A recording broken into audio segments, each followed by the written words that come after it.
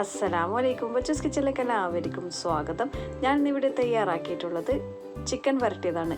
കിഡിലെ റെസിപ്പിയാണ്. പെപ്പർ കൊണ്ടാണ് ഇത് തയ്യാറാക്കിയെടുത്തിട്ടുള്ളത്. അപ്പോൾ ഇതെങ്ങനെ തയ്യാറാക്കുന്നത് നോക്കാം. അതിനു മുമ്പ് എൻ്റെ ചാനൽ ആദ്യമായി കാണുന്നവരാണെങ്കിൽ ഒന്ന് സബ്സ്ക്രൈബ് ചെയ്യണേ. തൊട്ടടുത്തുള്ള ബെല്ലൈക്കൺ ഒന്ന് പ്രസ് ചെയ്യുക. അപ്പോൾ ഓൾ ബട്ടൺ വരും, അതും ഒന്ന് ക്ലിക്ക് ചെയ്യുക. എങ്കിൽ മാത്രമേ ഞാനിടുന്ന വീഡിയോസിൻ്റെ നോട്ടിഫിക്കേഷൻ നിങ്ങൾക്ക് ലഭിക്കുകയുള്ളൂ. ചിക്കൻ വരട്ടിയത് തയ്യാറാക്കാനായിട്ട് ചിക്കൻ എടുത്തിട്ടുണ്ട്. ഇനി ഇതിലേക്ക് 1/4 ടീസ്പൂൺ അളവിൽ മഞ്ഞൾ പൊടി ചേർത്ത് കൊടുക്കുക. ഇനി ഇതിലേക്ക് 2 ടീസ്പൂൺ അളവിൽ മല്ലിപ്പൊടി ചേർത്ത് കൊടുക്കുക. ഞാൻ ഏകദേശം 500 ഗ്രാം ചിക്കൻ എടുത്തിട്ടുണ്ട്. ഇനി ഇതിലേക്ക് 1/4 ടീസ്പൂൺ അളവിൽ ചിക്കൻ മസാല ചേർത്ത് കൊടുക്കുക. ഇനി ഇതിലേക്ക് 2 ടീസ്പൂൺ അളവിൽ കുരുമുളക് പൊടി ചേർത്ത് കൊടുക്കുക. ഇനി ഇതിലേക്ക് പാകത്തിനുള്ള ഉപ്പും കൂടെ ചേർത്ത് കൊടുക്കാം. ഇനി ഇത് നല്ലതുപോലെ കുഴച്ച് യോജിപ്പിച്ച് കൊടുക്കാം. ചിക്കനിലോട്ട് ഈ മസാലകളൊക്കെ നല്ലതുപോലെ ഒന്ന് പിടിച്ച് കിട്ടണം.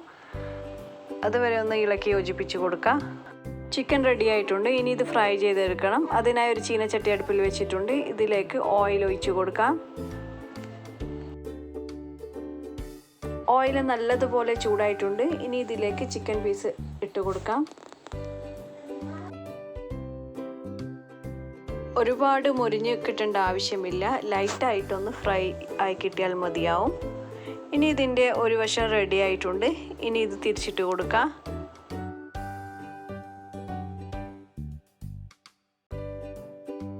ഇപ്പോൾ ഏകദേശം ഇതൊക്കെ പാകത്തിന് റെഡിയായി കിട്ടിയിട്ടുണ്ട്.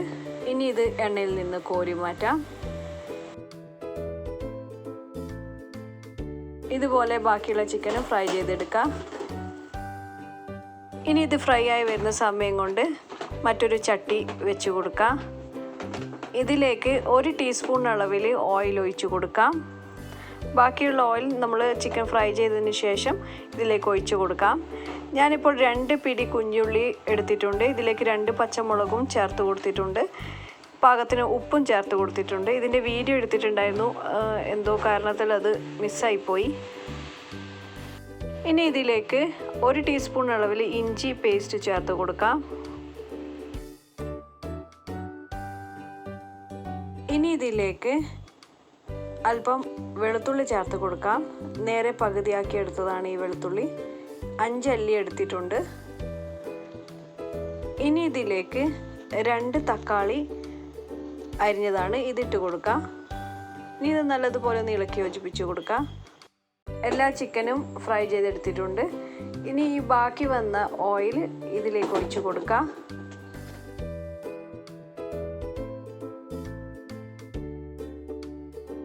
ഇനി ഇത് നല്ലതുപോലെ ഒന്ന് വാടി വരട്ടെ. അതുവരെ ഒന്ന് വെയിറ്റ് ചെയ്യാം. ഇതിലേക്ക് 1 പിടി കരിവേപ്പില കൂടെ ചേർത്ത് കൊടുത്തിട്ടുണ്ട്. ഇനി ഇത് നല്ലതുപോലെ ഒന്ന് വാടി വരട്ടെ.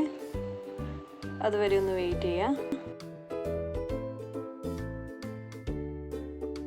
ഇപ്പോൾ ഏകദേശം ഉള്ളിയൊക്കെ നല്ലതുപോലെ ഒന്ന് വാടി വന്നിട്ടുണ്ട്. ഇതിലേക്ക് 1 ഗ്ലാസ് വെള്ളം ഒഴിച്ച് കൊടുക്കാം. ഇനി ഇത് നല്ലതുപോലെ ഒന്ന് തിളച്ച് വരണം. അതുവരെ ഒന്ന് വെയിറ്റ് ചെയ്യാം. വെള്ളമൊക്കെ നല്ലതുപോലെ തിളച്ച് വന്നിട്ടുണ്ട്. ഇതിലേക്ക് 1/2 ടീസ്പൂൺ അളവിൽ കുരുമുളക് പൊടി ചേർത്ത് കൊടുക്കാം. കുരുമുളകിൻ്റെ അളവ് നിങ്ങളുടെ ഇഷ്ടത്തിനനുസരിച്ച് മാറ്റം വരുത്താവുന്നതാണ്.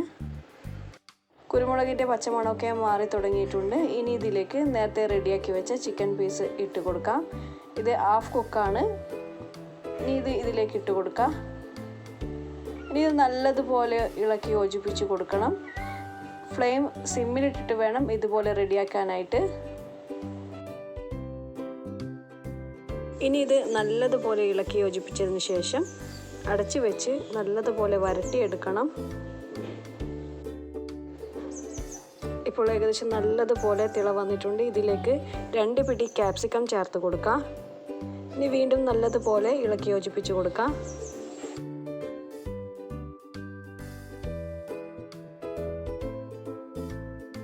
ഇടയ്ക്ക് ഇതിൻ്റെ ഉപ്പൊക്കെ ഒന്ന് ചെക്ക് ചെയ്ത് നോക്കണം. പോരായെങ്കിൽ വീണ്ടും ചേർത്ത് കൊടുക്കാം. ഇനി ഇതിലേക്ക് 1 പിടി മല്ലിയില കൂടെ ചേർത്ത് കൊടുക്കണം.